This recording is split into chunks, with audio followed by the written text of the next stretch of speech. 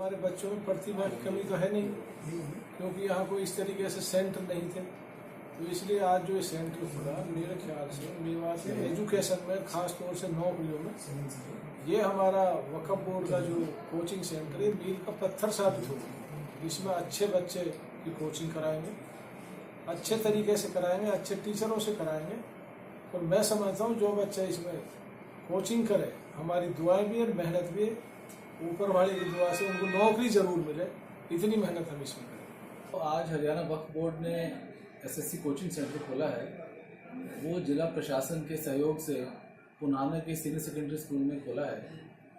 इसमें अभी हमने जब इसको शुरू किया तो बहुत ज़्यादा रिस्पांस बच्चों का आया और अभी 300 साढ़े 300 से ज़्यादा रजिस्ट्रेशन आ चुके हैं।